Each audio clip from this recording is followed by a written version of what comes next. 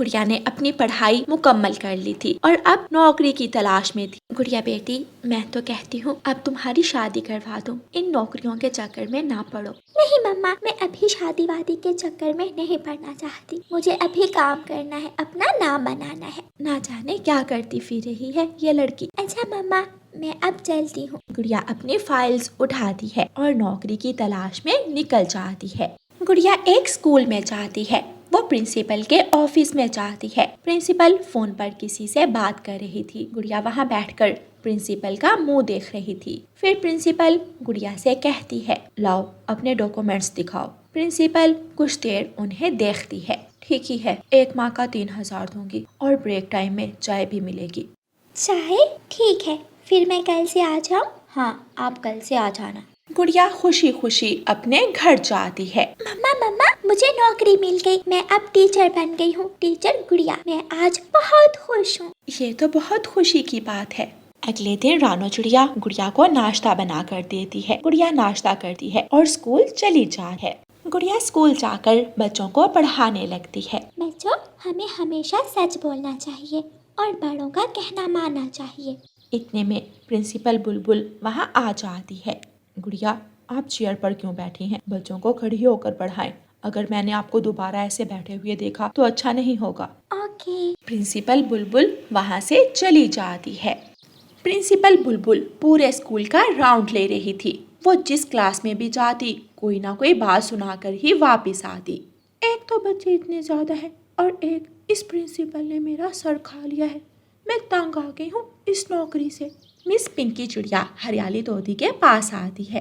हरियाली, क्या हुआ है? गुस्से में लग रही हैं आप। होना क्या है, बस रोज की तरह सुबह सुबह आ जाती हैं, कोई ना कोई बात सुन। ये तो आप ठीक ही कह रही हैं। हर टीचर इनकी इस आदत से बहुत परेशान है।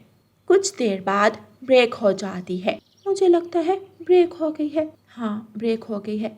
चलो चलकर कुछ खाते हैं और मिस गुड़िया को भी साथ ले लेंगे। नहीं आई है वो, अकेली बोर होती रहेगी। सब टीचर्स मिलकर एक जगह बैठकर खा पी रही थीं और बातें करके हंस रही थीं। प्रिंसिपल बुलबुल वहां आ जाती है। आप सब ऐसे मगन हैं तो बच्चों का ख्याल कौन रखेगा? सब अलग अलग ग्राउंड में जाकर खड़ी हो जाएं और अगर कोई कंप्लेन आई तो अच्छा नहीं होगा। इतना कहकर बुलबुल प्रिंसिपल वहां से चली जाती है। आप कैसे बर्दाश्त करते हो ये सब? इतना टॉर्चर कौन करता है किसी को? इतनी तो यहाँ पे नहीं मिलती जितनी ज्यादा बातें सुननी पड़ती है। मैम गुड़िया, आपको मैम प्रिंसिपल बुला रही हैं। ये प्रिंसिपल तो मेरे पीछे ही पड़ गई है। मुझे नहीं लगता कि मैं यहाँ और काम कर सकूंगी। गुड़िया प्रिंसिपल के ऑफिस में जाती है। जी, आपने बुलाया मुझे?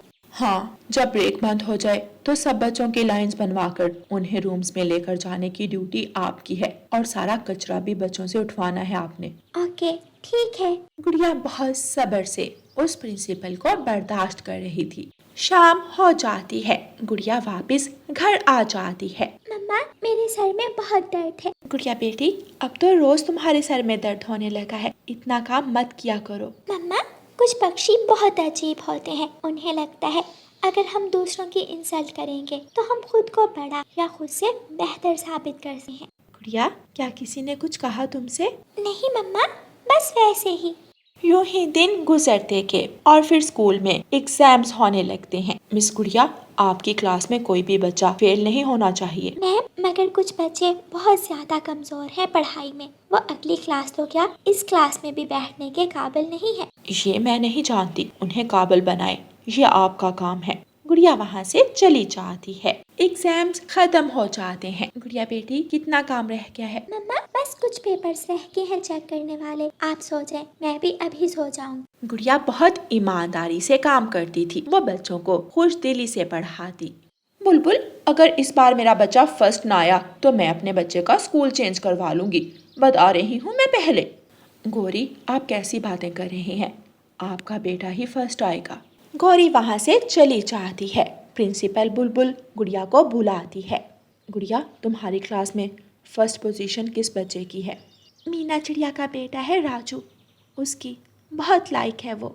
गरीब मीना का बेटा, उसकी तो फीस भी कभी वक्त पर नहीं आई। तुम उसका नाम काट कर जग्गू का लिखो। क्या आप ये क्या कह रही हैं?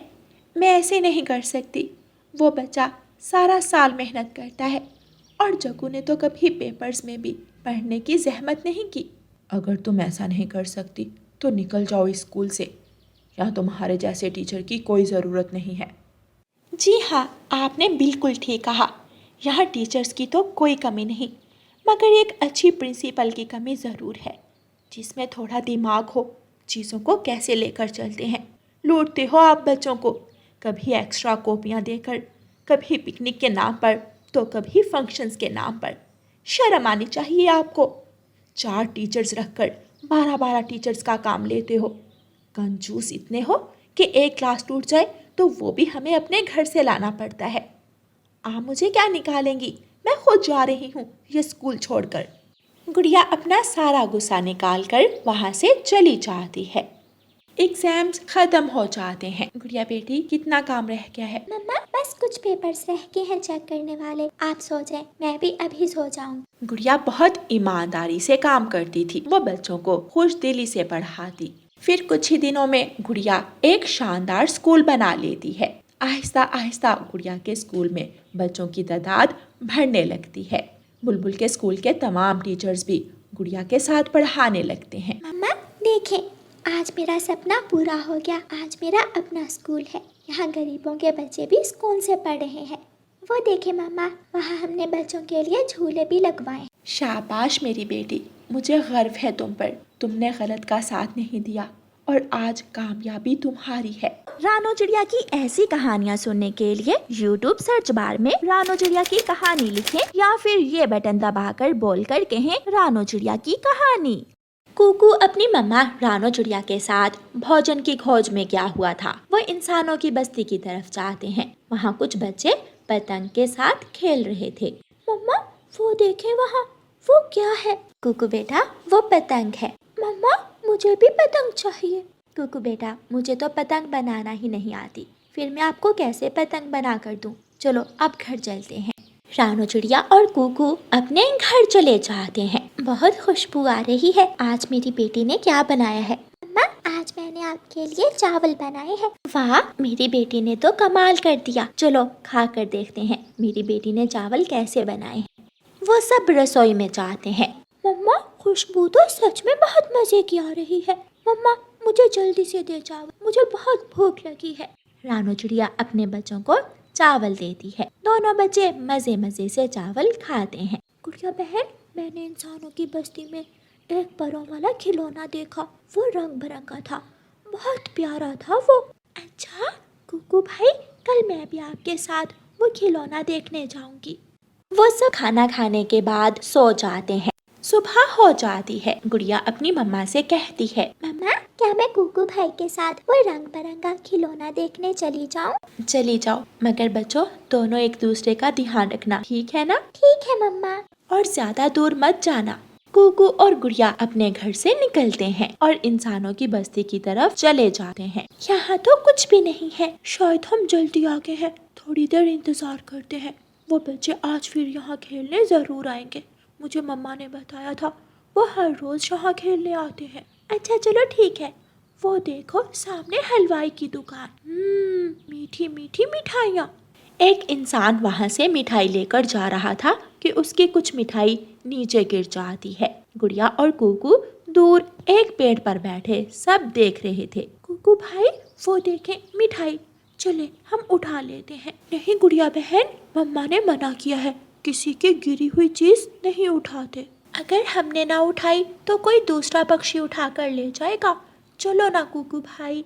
गुड़िया और कुकू जमीन की तरफ जाते हैं। इससे पहले कि वो मिठाई उठाते, कालू कौवा अचानक से वहाँ आता है और मिठाई उठाकर भाग जाता है। कुकू और गुड़िया एक दूसरे का मुंह देखते रह जाते हैं। लो ले गया ना कालू कौवा अंकल, मैं कब से कह रही थी, मेरा इतना दिल कर रहा था मिठाई खाने को। ये सब हलवाई इंसान देख रहा था। कितने प्यारे बच्चे हैं चिड़िया के, लगता है ये मिठाई खाने के लिए लड़ रहे हैं। वो हलवाई इंसान मिठाई का टुकड़ा उन दोनों बच्चों के पास रख देता है। गुड़िया और कुकू बहुत खुश होते हैं। गुड़िया बहन, कहीं इस हलवाई ने मिठाई में कुछ मिलाया तो नहीं है? बस करते कुकू भाई। गुड़िया और कुकू वो मिठाई का टुकड़ा उठाकर पेड़ पर ले जाते हैं। वो दोनों मिठाई के 2 टुकड़े करते हैं और आधी आधी मिठाई दोनों खाने लगते हैं। रानो की तो मौजें हैं। धन्यवाद चाचा हलवाई इतनी अच्छी मिठाई खिलाने के लिए। वो देखो गुड़िया बहन पतंग, वाओ ये तो बहुत प्यारी है, इसे उड़ने में भी बहुत मजा आता होगा। चलो कुकू भाई पतंग के पास जाकर देखते हैं। नहीं मैं नहीं जाऊंगा। देखे कुकू भाई वो बच्चे पतंग बना रहे हैं, मैं भी आपको बना कर दूंगी। कुकू मान जाता है। रानो चिड़िया की ऐसी कहानियाँ सुनने के लिए YouTube सर्च बार में रानो चिड़िया की कहानी लिखें या फिर ये बटन दबाकर बोलकर कहें रानो चिड़िया की कहानी।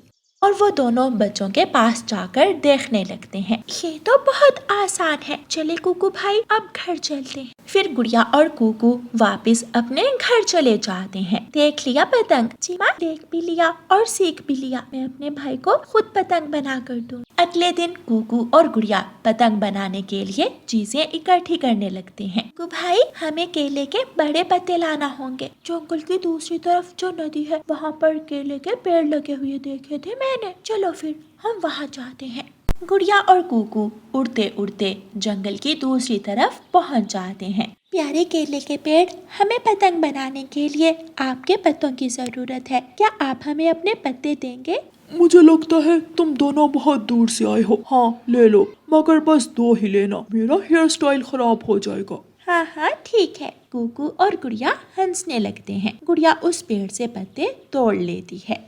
गुड़िया और कुकू वो पत्ते लेकर अपने घर चले जाते हैं। गुड़िया अपने घर के बाहर बैठकर पतंग बनाने लगती है। कुकू जाओ मम्मा से धागा ले। कुकू अपनी मम्मा से धागा लेने जाता है। मम्मा धागा दे दे, हमने पतंग बना लिया है। चलो तो मैं भी जाकर देखती हूँ। रानो चिड़िया भी घर से बाहर आती है।